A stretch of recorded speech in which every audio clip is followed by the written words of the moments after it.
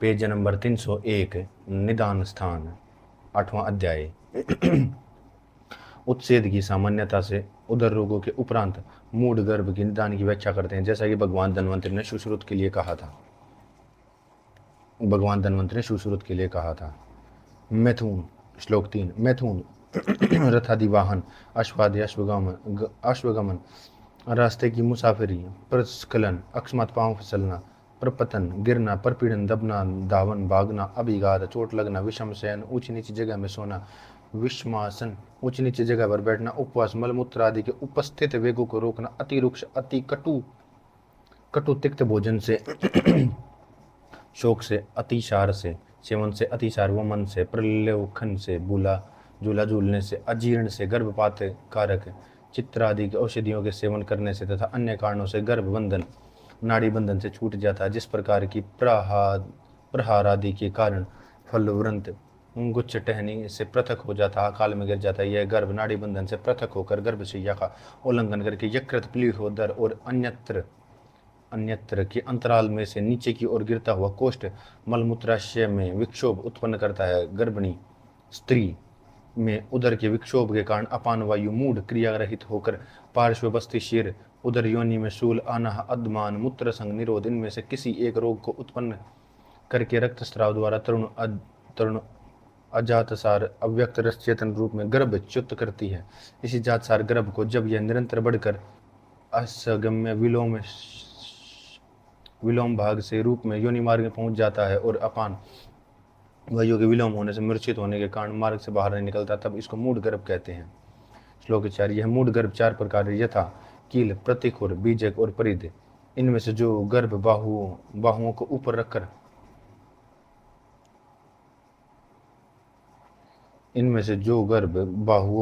रखकर सिर व पांव को योनिमुख को सिर और पांव द्वारा योनिमुख को रोक लेता, वह कील, शंकु की भांति कील है। जो गर्भ हाथ, पांव और सिर बाहर निकालकर शरीर के मध्य भागों में योनि मार्ग को रोकता हुआ प्रतिखुर है। जिस गर्भ में की एक भुजा और सिर बाहर निकल जाता उसे बीजक कहते हैं। जो गर्भ परिध अगल भाग के समान तिर्यक ट्रांसवर्स पोजीशन योनि मुख को घेर कर रहता उसे परिध कहते हैं। इस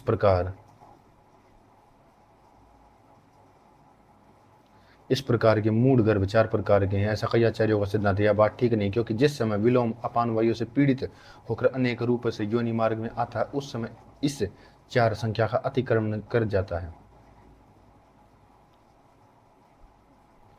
यथा कोई गर्भ दोनों टांगों से योनि मुख में आता है, कोई गर्भ एक टांग से संकुचित करके एक टांग से योनि मार्ग में उतरता है, कोई गर्भ टांग और शरीर को संकुचित करके सिफग नितंब मार्ग के पिछले मार्ग से तिरछे रूप में योनि मुख में पहुंचता है, कोई गर्भ उर, पीठ, पार्श्व, इनमें से किसी एक अवयव से योनि द्वार को रोक कर रहता है, कोई गर्भ सिर के अंदर की ओर झुककर चिबुक को छाती पर रखकर एक बाहु द्वारा योनि मुख में आता है, कोई गर्भ सिर को संकुचित करके दोनों बाहुओं से, कोई शरीर के मध्य भाग को झुकाकर हाथ, पांव और सिर से, कोई गर्भ एक टांग से, कोई गर्भ गुदा द्वारा योनि मार्ग में आता है। इस प्रकार से संक्षेप से 8 प्रकार के मूढ़ गर्भ की एक गतियां कह दी गई हैं। श्लोक 6। इनमें 7वें और 8वें प्रकार का मूढ़ गर्भ स्वभाव से ही असाध्य है। शेष मूढ़ गर्भ के निम्न लक्षण होने पर इनको भी असाध्य समझना चाहिए। यथा जिस समय स्त्री रूप आदि इंद्रिय विषयों को ठीक प्रकार से ग्रहण न कर सके, अपेक्षक कोनोलोवसियन हो, योनि भ्रंश, योनि का बाहर आना, योनि संकरण, योनि का संकोच, मक्कल, प्रसूता स्त्री में वायु रक्त को रोककर बस्ती, शिर और सूल को उत्पन्न करते, श्वास, काश, ब्रह्म चक्र ये लक्षण हो तो असाध्य समझना चाहिए। भवंती छात्र। कहा भी गया है, जिस प्रकार के कालजन्य परिपाक के कारण व्रंत टहनी से मुक्त हुआ फल स्वभाव से ही गिरने लगता, अन्यथा रूप में स्वयं नहीं गिरता, उसी प्रकार काल स्वभाव से गर्भाशय में स्थिर गर्भ नाड़ी बंधन से पृथक होकर जन्म ग्रहण करता है। फल बिना समय में गिर पड़ता, उसी समय यह गर्भ भी असमय गिरता है। यदि 4 मास तक के गर्भ का भ्रंश हो तो इसको गर्भस्राव अबॉर्शन कहते हैं। यदि 4 मास तक के गर्भ का भ्रंश हो तो इसको अबॉर्शन स्राव कहते हैं। 4 मास तक मूढ़ गर्भ नहीं, जब 4 मास के पीछे शरीर के स्थिर होने पर गर्भपात कहा जाता है, उसमें स्कैरेज कहते हैं। इसके आगे 7वें मास के प्रीबर्थ कहते हैं। जो स्त्री अंगों को झुकाकर सिर को अतिशय हिलाती डुलाती है, जिस स्त्री की लज्जा सर्वथा चली गई, जिस स्त्री की शिराएं ऊपर को उठ गई, वह काली पड़ गई, वह स्त्री गर्भ को, और वह गर्भ उस स्त्री को नष्ट कर देता है। शिशु के गर्भाशय में मर जाने पर गर्भ का स्पंदन हिलाना डुलाना बंद हो जाता है, क्योंकि आदि प्रसव वेदनाएं नष्ट हो जाती हैं। शरीर का रंग काला पीला पड़ जाता है, निश्वास दुर्गंध आने लगती है। माता की मानसिक शोक आदि व आगंतुक चोट आदि दुखों द्वारा पीड़ित होने से तथा रोगों के कारण पीड़ित तथा माता के शोक आदि आगंतुक दुखों द्वारा पीड़ित होने से तथा रोगों के कारण पीड़ित गर्भ कुक्षी गर्भाशय में ही मर जाता है। बस्तमार गला घोटकर शीघ्र बिना कष्ट के मारी हुई बकरी के समान शीघ्र ये मृत स्त्री के उदर में यदि गर्भ जीवित हो चेष्टा करता हो, तत्क्षण जन्म समय में उदर को चीर कर गर्भ को निकाल देना चाहिए, अन्यथा शिशु भी मर जाएगा।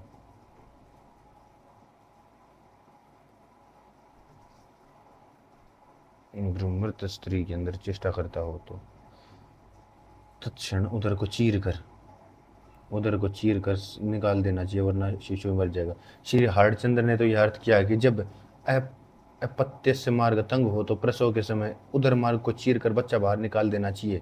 श्री गाणिकर जी का कहना है कि बालक के जन्म के समय जब माता की विपन्नावस्था हो तब उदर को चीर कर बालक को बाहर निकाल लेना चाहिए। 9वां अध्याय।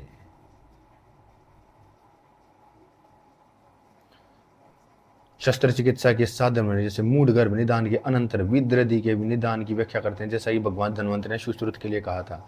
विषमंत विद्रदी वह फोड़ा है जिसका मूल अस्थि में होता है, परंतु ब्रह्म विद्रदी का ही मूल अस्थि में होता है, अंतर विद्रदी का नहीं। श्लोक 3। देवताओं के गुरु कारणवश पृथ्वी पर राजा के रूप में अवतीर्ण हुए भगवान धन्वंतरि ने आगे कहे जाने वाले इन विद्रदी लक्षणों को समस्त रूप में शिष्य कहा है। श्लोक 4। संप्राप्ति अतिशय कुपित वातादि दोष अस्थि का आश्रय करके त्वचा रस रक्त मांस मेद को दूषित करके घोर शोथ को धीरे धीरे उत्पन्न करते हैं। चरक। जिस समय यह शोथ महान मूल वाला अतिशय पीड़ा युक्त होकर अथवा आयताकार होकर, उस समय बुद्धिमान पुरुष को इसको विद्रदी कहते हैं। विद्रदी रोग 6 प्रकार का यथा वातजन्य पित्तजन्य कफजन्य समस्त सन्निपातजन्य चोट लगने रक्तजन्य, इस प्रकार विद्रदी 6 लक्षणों को कहते हैं। वातजन्य विद्रदी कृष्ण या अरुण लाल रंग एवं कठोर अत्यंत वेदना युक्त देर से उत्पन्न होना और देर में ही पकती है। श्री गाणिकर जी ने चिरोत्थान के स्थान पर चित्रोत्थान पाठ करके विविध प्रकार से उठने वाले अर्थ किया है। पित्तजन्य विद्रदी, कफजन्य विद्रदी, सन्निपातजन्य विद्रदी। पके हुए गूलर के समान लाल या काली ज्वर एवं दाह से युक्त शीघ्र उत्पन्न होती है और शीघ्र ही पक जाती है। शराब के बनी चक्केदार पांडुवर्ण शीतल स्तब्ध जड़ थोड़ी वेदना देर से उत्पन्न होती है और देर में पकती है, वह कंडू होती है। इनमें पकने पर वातजन्य विद्रदी का स्त्राव पतला, पित्तजन्य का पीला और कफजन्य का श्वेत होता है। श्लोक 10। सन्निपातजन्य विद्रदी नाना वर्ण युक्त काली पीली शुक्ल अनेक विध पीड़ा युक्त तोद दाह कंडू युक्त नानाविध स्त्राव युक्त तनुपित शुक्ल अत्यंत उभरी हुई विषम आकार की बहुत फली हुई विषम रूप में कुछ काला भाग शीघ्र ही पकता है, कुछ देर में अथवा गंभीर एवं उतान भेद पकती है। श्लोक 11-12। आगंतुज विद्रदी वर्ण में घोड़े से गिरने पर या मूढ़ प्रहर आदि से चोट लगने पर अथवा पथ्य सेवन करने पर वर्ण की उष्णिमा पित्त वायु से फैलकर रक्त में पित्त को प्रेरित करता है। इसके कारण पुरुष को ज्वर तृष्णा और दाह उत्पन्न होता है। इसको आगंतुज विद्रदी कहते हैं। इसमें पित्तजन्य विद्रदी के लक्षण है। श्लोक 13। रक्तजन्य विद्रदी काली फुंचों से गिरी हुई काले रंग की तीव्र दाह एवं अतिशय वेदना से युक्त पित्तजन्य विद्रदी के लक्षणों से युक्त होती है। इन उपर्युक्त विद्रदियों में सन्निपातजन्य विद्रदी असाध्य है, शेष 5 साध्य हैं। श्लोक 15-16। इसके आगे अभ्यंतर अत्यंत विद्रद योग कहते हैं। गुरु असात्म विरुद्ध अन्न के सेवन से, शुष्क भोजन से, संश्लिष्ट दूषित प्रदेश में भोजन करने से, अति मैथुन अति व्यायाम से, उपस्थित मलमूत्रों के वेगों को रोकने से, विदा ही भोजन से, दोषों से पृथक पृथक अथवा सम्मिलित रूप से कुपित होकर गुल्म के समान कठोर विद्रदी को उत्पन्न करते हैं। यह अत्यंत विद्रदी वल्मीक के समान पच्यमान ऊपर की ओर उठी होती है। अंतर विद्रदी भीतरी अवयवों को फोड़ा का नाम दिया गया है। स्थान गुदा, बस्तिमुख, नाभि, अंतर, कुक्षी, उदर, वक्षण, क्रोइंस, वक्र, गुर्दा, यकृत, प्लीहा, हृदय और क्लोम पित्ताशय का आमाशय में उत्पन्न होता। बाह्य विद्रदी के लक्षणों से ही अंतर विद्रदी को पहचानना चाहिए। आम पक्वेशनीय अध्याय में वर्णित पक्व और अपक्व के लक्षणों को पक्वापक्व का निश्चय करना चाहिए। श्लोक 19, 20, 21, 22 स्थान भेद से विशेष लक्षणों को सुनो।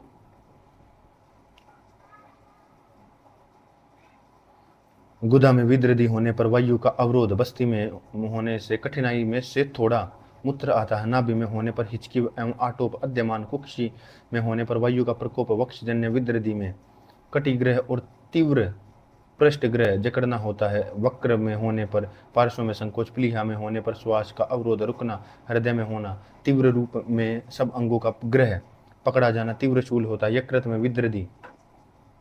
विद्रदी होने पर श्वास और तृष्णा होती, क्लोम के होने से पर अधिक प्यास लगती है। मौरम स्थान में कोई आम, अपक्व या पक्व, महान अथवा अल्प किसी भी प्रकार की विद्रदी उत्पन्न होती है, वह सब कष्ट रूप होती है। श्लोक 24-25 नाभि के ऊपर प्लीहा, यकृत, क्लोम, कुक्षी, हृदय में उत्पन्न विद्रदियां पकने पर ऊपर की ओर मुख नाक से स्रावित, दूसरी गुदा, बस्ती, वृक्षण, वक्र में विद्रदियां पकने पर नीचे की ओर गुदा, मूत्र मार्ग से स्रावित होती हैं। इनमें नीचे की ओर बहने वाली विद्रदियों में मनुष्य जीता है, ऊपर की ओर स्रावित होने वाली विद्रदियों में मनुष्य नहीं जीता। यदि कभी भाग्यवश से हृदय, नाभि और बस्ती की विद्रदियों को छोड़कर अन्य शेष गुदा, कुक्ष, वक्षण, यकृत, प्लीहा, क्लोम और वक्र विद्रदियां बाहर की ओर त्वचा में फूट जाती हैं तो मनुष्य कदाचित बच जाता, परंतु हृदय, नाभि और बस्ती की आभ्यंतर विद्रदियों के नीचे की ओर फटने पर पुरुष कभी नहीं जीवित रहता।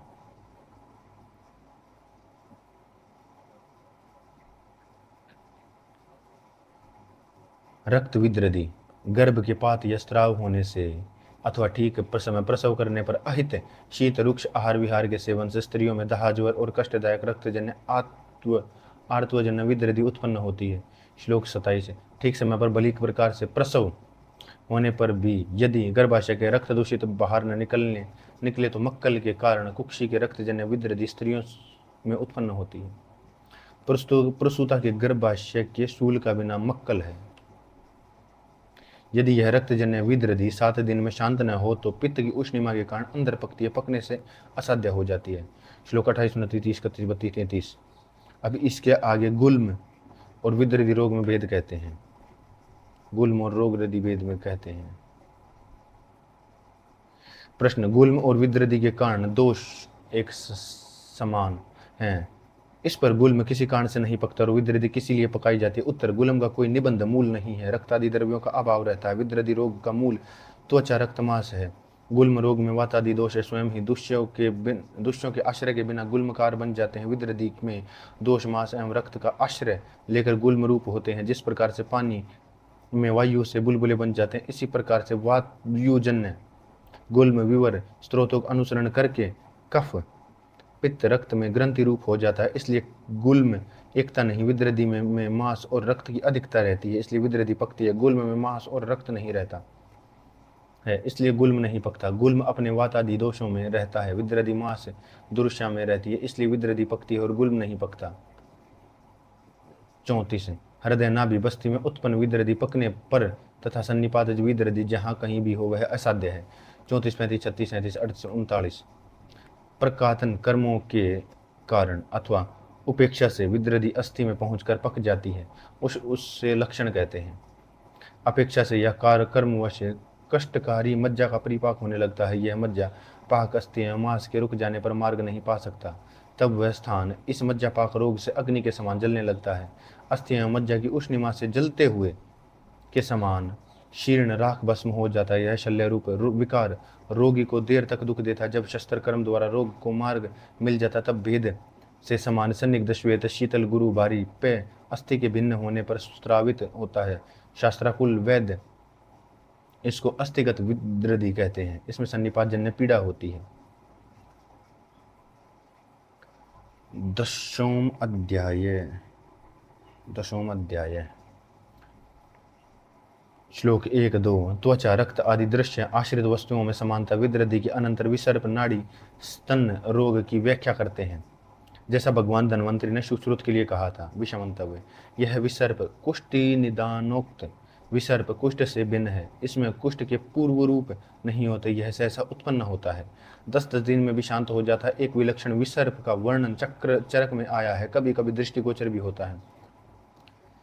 श्लोक 3।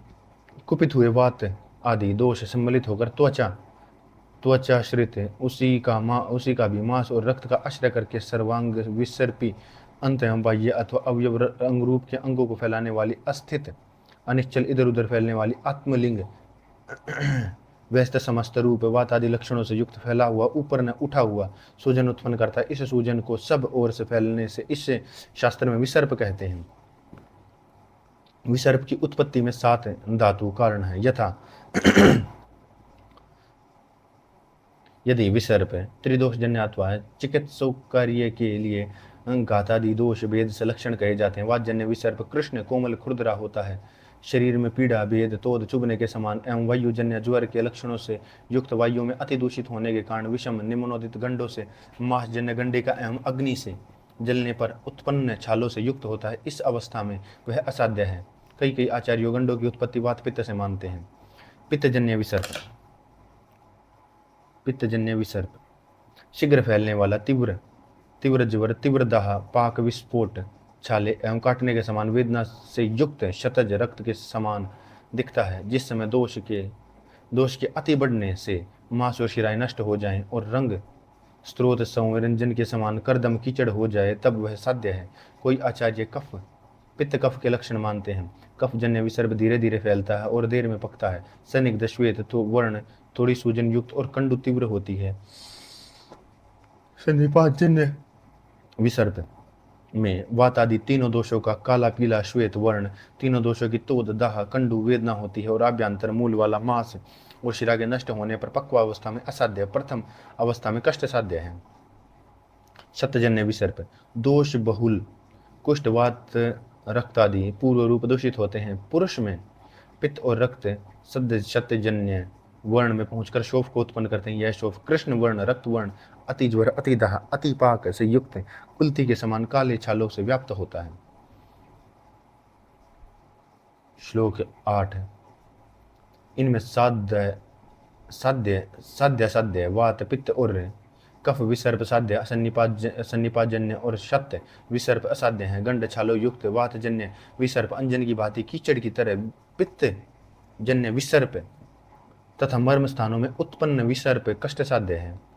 श्लोक 9। नाड़ी अनुचित कर्म करने वाला वैद्य पके हुए श्रोत को अपक्व कच्चा समझकर अथवा अति पूय युक्त वर्ण की उपेक्षा करता है। यह पुरुष में यह पूय पूर्वोक्त त्वचा आदि वर्ण वस्तुओं को विदीर्ण करके अंदर प्रविष्ट हो जाती है। श्लोक 10।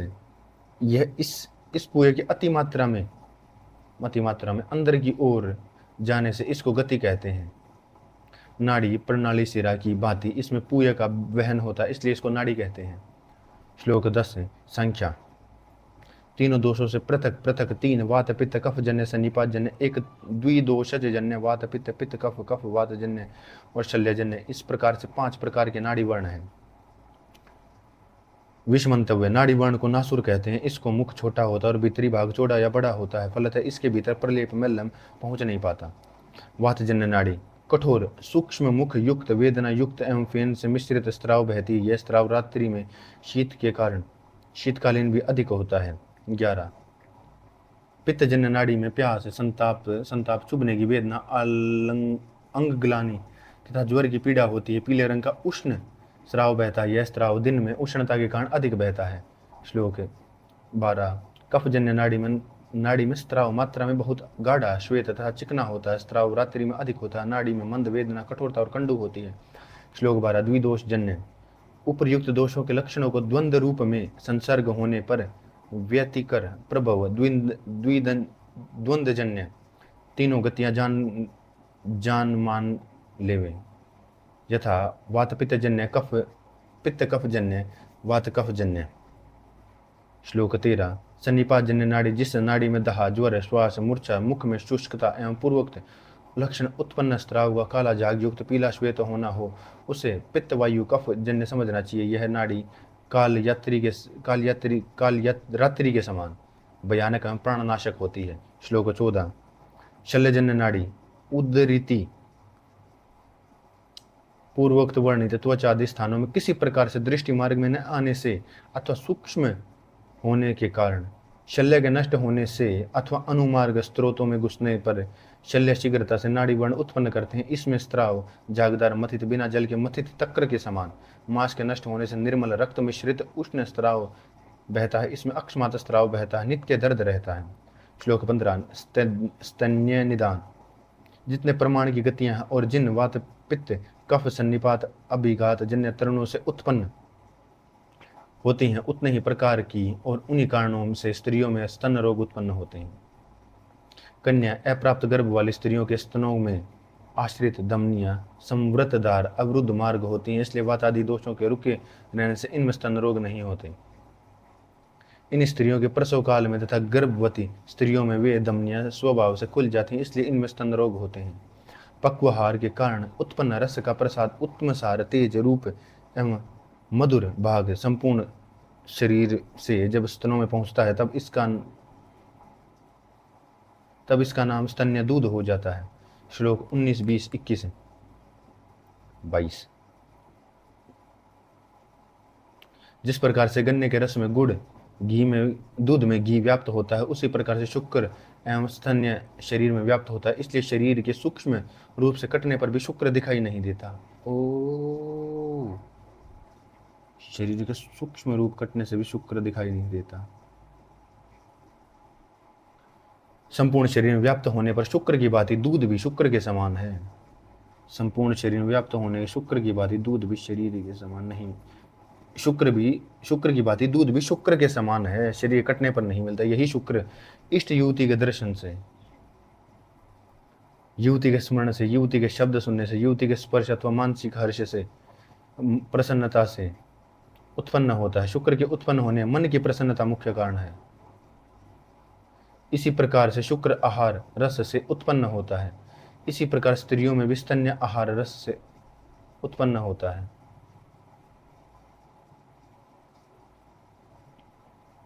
यह स्तन्य भी पुत्र के स्पर्श से, पुत्र के दर्शन से, उसके स्मरण से, उसके पकड़ने से शरीर में शुक्र की भांति निकलने झरने लगता है। इस दूध के झरने का इस दूध के झरने में मुख्य कारण निरंतर स्नेह है। यह स्तन्य वायु के दूषित होने पर, कषाय रस एवं पानी में गिरने पर तैरता है। पित्त के कारण अमल एवं ईष्टकटु रस तथा पानी में डालने पर पीली लाल नीली रेखाएं दिखती हैं। कफ के कारण दन सांद्र पिच्छल एवं जल में दूध डूब जाता है। सन्निपात जन्य तथा अभिघात पतन पीड़ना आदि से दूध में सब दोषों के लक्षण उत्पन्न होते हैं। शीर्पाक बालकों में चिकित्सा करते समय दात्री के दूध का निरीक्षण अवश्य कर लेना चाहिए, क्योंकि बालक कई अन्य वस्तुओं को खाता नहीं है। श्लोक 25 जो दूध पानी में डालने से पानी के साथ मिलकर एक सा हो जाता है तथा सफेद स्वाद में मधुर पित्तादि वर्ण रहित, उस प्रकार के दूध को प्रसन्न प्रकृति निर्दोष समझना चाहिए। संप्राप्ति। दूध युक्त अथवा बिना दूध उत्पन्न करने के में समर्थ होने पर भी बालक के उपयुक्त समय तक दूध पी चुकने के पश्चात स्त्री के स्तनों में कुपित दोष पहुंचकर रक्त में मांस को दूषित करके स्तन रोग को उत्पन्न करते हैं। वातजन्य 5 स्तन रोगों के लक्षण शून्य विद्रदि को छोड़कर शेष बाह्य विद्रदि के लक्षणों के समान होते हैं। 11वां अध्याय। अध्याय 11 शोथ की सामान्यता से विसर्प रोग के पीछे ग्रंथि, अर्बुद, गलगंड, अपची निदान की व्याख्या करते हैं, जैसा कि भगवान धन्वंतरी ने सुश्रुत के लिए कहा है। ग्रंथि को मोगली फोड़ा कहते हैं, अपचित या गंडमाला को गल शिरा और गलगंड को शिमला की तराई, गलगंड और गोरखपुर आदि में घेंगा कहते हैं, अर्बुद को रसोली कहते हैं। श्लोक 3। वात पित्त कफ दूषित होकर मांस एवं रस रक्त कफ संयुक्त मेद को दूषित करके गोलाकार उठी हुई गांठ के समान कठोरता युक्त शोथ उत्पन्न करते हैं, इसलिए इसको ग्रंथि कहते हैं। श्लोक 4। वातजन्य ग्रंथि में वायु के आकर्षण के कारण लंबी सी की जाने के सदृश, आरे के काटने के समान, सुई चुभने के समान, खींच कर ढेला आदि लगने के समान, कुठार से काटने के समान तथा परशु से फाड़ने के समान वेदना होती है। ग्रंथि वर्ण कृष्णा वर्ण कठोर तथा मूत्राशय के समान तनी होती है, इसके फटने पर स्वच्छ रक्त बहता है। श्लोक 5। पित्तजन्य ग्रंथि में अतिशय दाह युक्त प्रतीति होती है, अतिशय संताप युक्त अथवा गर्म प्रतीत होती है, चूसने के समान वेदना युक्त होती है, अतिशय पकती तथा जलती सी प्रतीत होती है। ग्रंथि का वर्ण लाल या पीला होता है, इसके फूटने पर अति उष्ण रक्त बहता है। श्लोक 6। कफजन्य ग्रंथि शीत, कुछ मलिन रंग वाली, अल्प वेदना वाली, अधिक कंडू पत्थर की तरह कठिन होती है, शनै शनै बढ़ती है, इसके फूटने पर श्वेत गाढ़ा पूय बहता है। श्लोक 7। मेदो ग्रंथि शरीर की वृद्धि से बढ़ती है और शरीर क्षय से घटती है, चिकनी आकार में महान मंद वेदना युक्त अधिक कंडू वाली, इसके फटने पर पिन्यागत तिल कलक खल और घी के समान मेद बाहर आती है। श्लोक 8-9। शिरजन्य ग्रंथि निर्बल पुरुष के अतिशय व्यायाम करने पर तथा अन्य कारणों से वायु कुपित होकर पीड़न करके संकुचित अथवा उन्नत उठी हुई ग्रंथियों को शीघ्र उत्पन्न करती है। यदि शिरजन्य ग्रंथि वेदना युक्त और चल गतिशील हो तो कृच्छ साध्य है, और अचल निश्चल अथवा महान और वेदना रहित हो अथवा मर्म स्थानों में उत्पन्न होती हो तो असाध्य समझनी चाहिए। श्लोक 10 से 11-12। अपची रोग की संप्राप्ति हन्वस्थि संधि कुक्षा बाहुमूल असंधि अक्षक गेवीय कलबोन संधि बाहु संधि वक्षण संधि मन्या ग्रीवा के पार्श्व भाग में स्थित दो धमनियां और गले में संचित मेद और कफजन्य ग्रंथि को उत्पन्न करते हैं। यह ग्रंथि स्थिर गोल व आयताकार लंबी संदिग्ध और मंद वेदना युक्त होती है। कोई ग्रंथि आंवले के फूल के समान होती है और अन्य कोई मछलियों के अंडे के जाल के समान गुच्छाकार एवं छोटी होती है। निरंतर बढ़ती जाने पर भी इनका रंग त्वचा के समान रहता है। चय उपचय संचय की अधिकता से इनको अपची कहते हैं। इन ग्रंथियों में कंडू होती है, मंद वेदना होती है, फूटने पर बहती है और नष्ट हो जाती है। कई दूसरी नई ग्रंथियां निकल आती हैं और यह रोग मेद कफ के कारण से उत्पन्न होता है। बहुत वर्षों का पुराना होने पर यह रोग कष्ट साध्य है। चक्रपाणि ने टीका में ग्रंथि विसर्प को अपची कहते हैं, ऐसा लिखा है चरक। श्लोक 13। अर्बुद सम्मूर्छित कुपित वातादि दोष शरीर के किसी भी भाग में मांस और रक्त को दूषित करके गोल स्थिर मंद वेदना युक्त महान एवं विस्तृत मूल वाली, देर में बढ़ने वाली, पाक रहित न पकने वाली मांसोच्छ्रय महासंगा तथा अगाध गंभीर शोफ उत्पन्न करते हैं। शास्त्र विदग्ध इसको अर्बुद कहते हैं। श्लोक 14। वात वायु पित्त कफ रक्त मांस एवं मेद के कारण 6 प्रकार का अर्बुद होता है। इस अर्बुद के लक्षण ग्रंथि के समान होते हैं। श्लोक 15-16। अर्बुद के लक्षण दूषित वातादि दोष एवं रक्त शिराओं को पीड़ित एवं संकुचित करके पकने पर रक्त की मात्रा बढ़ने एवं त्वचा के न फूटने के कारण मांसपिंड को रक्त की और उभार देते हैं। यह शोथ उभार मांसांकुर के व्याप्त होता है और शीघ्र बढ़ता है। इसे निरंतर दूषित रक्त बहता रहता है। यह रक्तजन्य अर्बुद असाध्य है। रक्त के क्षय के कारण उपद्रवों से मूर्छा आदि रक्तपित्तजन्य उपद्रवों से पीड़ित तथा अर्बुद रोगी को पंडु वर्ण हो जाए, वह भी असाध्य है। श्लोक 17-18। मांसजन्य अर्बुद मुष्टि प्रहार आदि मुक्के की चोट आदि के कारण अंगों में चोट लगने से मांस दूषित होकर शोफ उत्पन्न करता है। यह शोफ वेदना रहित स्निग्ध त्वचा के समान वर्ण पाक रहित पत्थर के समान कठोर एवं निश्चल न हिलने वाला होता है। मांस परायण अतिशय मांस भक्षी पुरुष के मांस के अति दूषित होने से यह अर्बुद स्विक कक्षा जंगा आदि मांस बहुल स्थानों में विशेषकर होता है। यह मांस मास अर्बुद असाध्य है। श्लोक 19-20। साध्य अर्बुदों में निम्नलिखित अर्बुदों को चिकित्सा कर्म में छोड़ देना चाहिए, यथा जिन अर्बुदों में से रक्त का स्त्राव होता हो, जो अर्बुद मर्म एवं स्त्रोतस स्थानों को उत्पन्न हुआ हो, जो अचल और प्रथम अर्बुद के होने पर अर्बुद फिर दूसरा उत्पन्न होता हो, उसको अद्भुर्यद जानना चाहिए। जो अर्बुद एक स्थान, द्वंद्व, जोड़िया रूप में अथवा कर्म से एक के पीछे दूसरा उत्पन्न होता, उसको द्विर्बुद कहते हैं।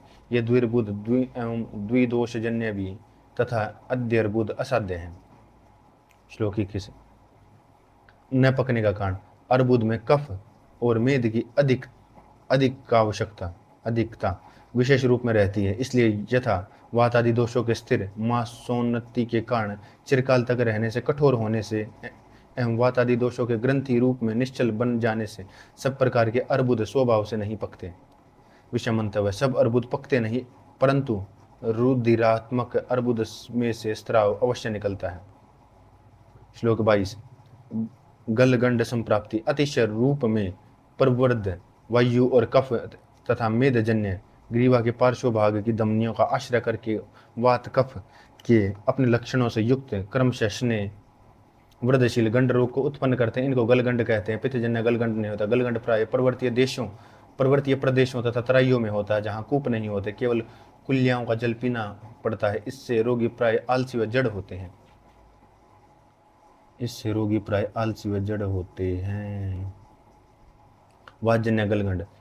तो दान्वित सुई चुभने के समान वेदना युक्त कृष्ण शिराओं को व्याप्त अथवा कृष्ण व लाला वर्ण होते हैं। यदि कालवश से संचित वेद के साथ संयुक्त हो जाता है तो यह अतिशय संदिग्ध और अरुज वेदना होती है। श्लोक 24।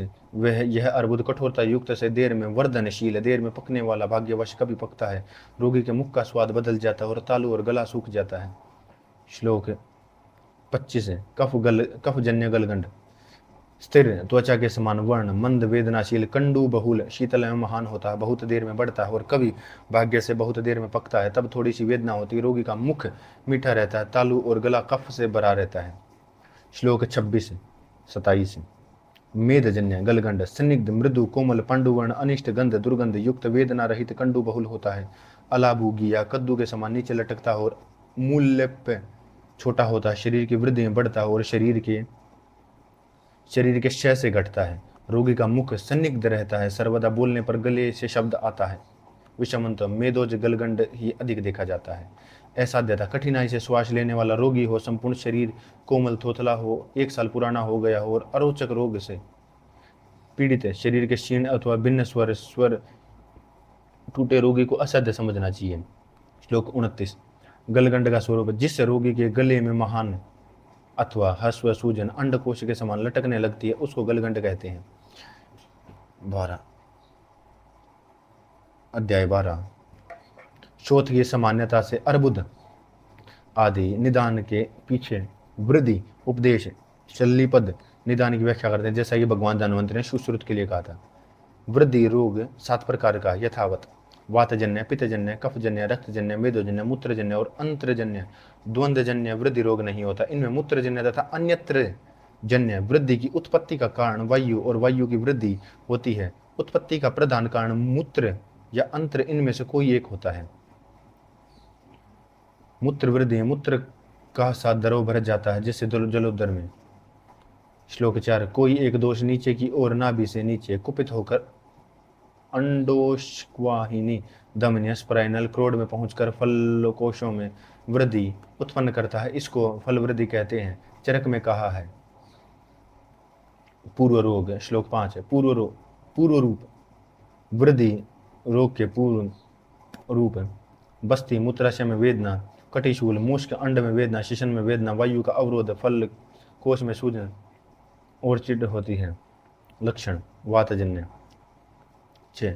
वातजन्य वृद्धि वायु से भरी बस्ती के समान बिना कारण के वेदनाशील होती है। पित्त वृद्धि पके हुए गूलर फल के समान ज्वर, दाह एवं उष्णिमा युक्त, शीघ्र उठने एवं शीघ्र पकने वाली होती है। कफजन्य वृद्धि।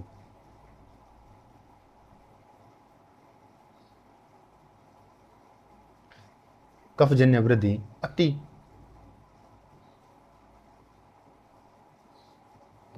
वृद्धि कठिन अल्प वेदना युक्त शीत स्पर्श कंडुमान होती है। रक्तजन्य वृद्धि काले सफोटों से व्याप्त पित्तजन्य वृद्धि के समान लक्षणों से युक्त होती है। मेदजन्य वृद्धि मृदु संदिग्ध कंडु युक्त मेदना मेदना मंद वेदनाशील पक्वताल के समान होती है। जिस मनुष्य को मूत्र रोकने की आदत होती है उसको मूत्र वृद्धि रोग होता है। चलते समय यह मूत्र वृद्धि जल से भारी मशक के समान हिलती है। मूत्रवाहन में कष्ट, वृषणों में वेदना, अंडकोशों में सूजनता आ जाती है। इसको मूत्र वृद्धि कहते हैं। अंतर वृद्धि मार को उठाने से, बलवान पुरुष के साथ युद्ध करने से। अंतर वृद्धि ओके, उठाने से, बलवान पुरुष के साथ युद्ध करने से, वृक्ष गिरने से पर अथवा अन्य किसी प्रकार के परिश्रम जन्य कारणों से वायु स्थान से अतिशय बढ़कर कुपित होकर स्थूल अंतर के एक इतर भाग को टेढ़ा, दोहरा और वंक्षना संधि को नीचे करके नीचे की ओर ले जाकर ग्रंथि गांठ रूप में रहती है। चिकित्सा न करने पर कुछ समय के पीछे फलकोश स्कोर्टम में घुसकर मूष्क शोथ को उत्पन्न करती है। इस अवस्था में शोफ अद्यमान फूली बस्ती के समान विस्तृत और लंबी होती है। दबाने पर आवाज करने से ऊपर की ओर चढ़ जाती है, सूजन हट जाती है, चढ़ने पर शब्द के साथ नीचे आकर फुला देती है। इसे अंतर्वर्धी हरिणिया असाध्य रूप से भेषज है। अति मैथुन के सेवन से अति ब्रह्मचारिणी, अति मैथुन के अत्यधिक निवृत्त होने के कारण, योनि का संकुच होने एवं कर्कश हो जाने से, कदाचित ही मैथुन करने वाली अर्थात देर से मैथुन छोड़ रखा हो, रजस वाला, ऋतुमती और दीर्घ रोम वाली, कर्कश रोम वाली, संकीर्ण घने रोम वाली, निगूढ़ अंत प्रविष्ट होने से छिपे रोम वाली, तंग द्वार वाली, महाद्वार, अति प्रिय, प्रेम न रखने वाली, अकामा, मैथुन इच्छा न करने वाली, जंगाओं में संकुच, अचोक्षत्र, अपवित्र, सलील, प्रक्षालित योनि, योनि से निकलने वाली, पानी से तर योनि, अप्रक्षालित, मलिन योनि, योनि रोग युक्त स्वभाव, प्रकृति से दुष्ट योनि, वातादि योनि, वियोनि, पशु की योनि अथवा पारुष्य दोष को दूषित करके, अथवा स्त्री के अति सेवन से, अथवा नख दांत विष शूक, जल शूक, घूंघा लिंग पर रखने, गिरने या लगने से, अथवा जल सूख के बंधने से या हाथ में चोट लगने से, चतुष्पति गाय भैंस की योनि में मैथुन से, अपवित्र जल से लिंग को धोने से, अवपीड़न लिंग को दबाने से, शुक्र मूत्र उपस्थित वेग को रोकने से, मैथुन के अंत में शिशन को न धोने से, आदि कारणों से कुपित हुए वात आदि दोष शिशन में आकर शक्तियुक्त होकर शतरहित सूजन उत्पन्न करते हैं। इसको उपदंश कहते हैं। विषमंतव्य, कीटाणुवाद या कृमिवाद भले ही सिफिलिस को पृथक मानने, परंतु उपदंश के उक्त कारण में उक्त लक्षण तथा चिकित्सा विधान एवं चिकित्सा सफलता को देखकर पृथक मानना उचित नहीं प्रतीत होता। उक्त कृमि रक्तज्य कृमि अवश्य माने जा सकते हैं जो कुष्ठकर्मा कहे जाते हैं। योनि रोग स्पर्शा, उपदंश रोग को उपृष्टा, उपदृष्टता, पीड़िता योनि भग का नाम और भग मैथुन उपयोगी अवयव है जो नर नारी में समान रूप से होता है। केवल उसके आहार में भेद है और यह भेद भी अस्थायी है, परिवर्तनशील है। आयुर्वेद में लिंग परिवर्तनार्थ पुनस्वन का विधान है और वेद में पुनस्वन संस्कार का विधान है। और आज शल्य चिकित्सक लिंग परिवर्तन में सफल भी हो गया और पुराणों में इस प्रकार की अनेक घटनाओं का उल्लेख पाया जाता है। अतः उपदंश पीड़ित नर उपसेवन करने वाली नारी के उस अवयव से यह रोग होता है। यह लिखना अनुचित नहीं है अथवा प्रत्यक्ष प्रमाण से प्रमाणित है। पाठक ठंडे दिल से विचार करें। इसका विशद वर्णन ध्वजभंग नाम से और भगवान पुनर्वसु ने इस रोग से ध्वजभंग नाम से किया जाता है और भगवान पुनर्वसु ने योनिवा पदों में लिखा है।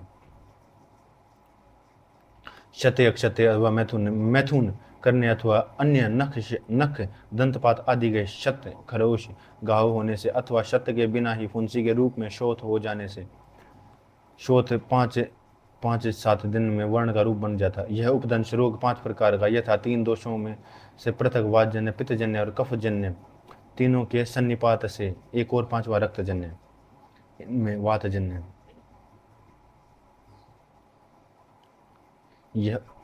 यह उपदंश रोग 5 प्रकार का। इनमें से वातजन्य उपदंश कठोरता, त्वचा का फटना, शिशन में जड़ता, अकड़ाहट, सूजन और काठिन्य नाना प्रकार की वेदनाएं होती हैं। पित्तजन्य उपदंश में ज्वर, पके हुए गुलर के समान वर्ण, तीव्र जलन, जल्दी से पकना और पित्तजन्य वेदनाएं होती है। कफजन्य उपदंश से सूजन, कंडू, काठिन्य, संदिग्धता और कफजन्य वेदनाएं होती हैं। रक्तजन्य उपदंश में काले छालों की उत्पत्ति, अतिशय स्त्राव। पित्तजन्य उपदंश के लक्षण अतिशय ज्वर, दाह शेष होता है। यह उपदंश कभी कभी याप्य है। सन्निपात जन्य उपदंश में संपूर्ण दोषों के लक्षणों का स्पष्ट होना, शिशन का विदीर्ण होना, शिशन या शरीर में कृमियों का उत्पन्न होना और मृत्यु होती है। श्लोक 10। शल्यपाद एलिफांतिस, प्रकोपित, वात, पित्त, कफ दोष नीचे की ओर सरकर वृक्षण, उरु, जानु और जंगा में स्थान करके कुछ समय पीछे पाँव में उतरकर धीरे धीरे सूजन उत्पन्न करते हैं। इस सूजन को शालीपद कहते हैं। यह रोग 3 प्रकार का, वातजन्य, पित्तजन्य, कफजन्य। शालीपद को फली पाँव, हाथी का पाँव, जब इसका वेग होता है तब शीत ज्वर भी हो जाता है। वातजन्य शालीपाद। खरदरा, कृष्णवर्ण, कठोर, बिना कारण की वातजन्य वेदना युक्त तथा बहुत से स्थानों पर फूट पड़ता है, त्वचा फट जाती है। पित्तजन्य शालीपद पीले रंग की जाई वाला, थोड़े कोमल एवं ज्वर एवं दाह युक्त होता है। श्लेष्मजन्य शालीपद श्वेत, संदिग्ध, चिकना, चमक युक्त, मंद वेदनाशील, गुरु महाग्रंथि, बहुत ही बड़ी ग्रंथि से युक्त तथा कांटों से व्याप्त होता है। इनमें से 1 साल पुराना, अति महान, वल्मीक के समान, अनेक शिखराकार फैला हुआ शालीपाद रोग असाध्य है। कहा भी गया है, उपर्युक्त तीनों शालीपाद कफ के प्रधानता से उत्पन्न होते, क्योंकि गुरुत्व और महत्व ये दोनों बातें कफ के बिना उत्पन्न नहीं होती। प्राय करके शालीपाद रोग उन देशों में होता है जो कि सब ऋतुओं में शल्यपाद रोग उनमें होता है जो समुद्र के किनारे रहता है, जहाँ पुराने पानी का व्यवहार किया जाता हो। शल्यपाद रोग का कारण आजकल फ्लाइरिया नामक कृमि माना जाता है। मनुष्यों में स्त्रियों के भी पाँव के समान हाथों में शल्यपाद रोग हो जाता है। कई आचार्यों का कहना है कि कान, आँख, नासिका, होठ एवं मुख एवं योनि में भी इसकी होती है।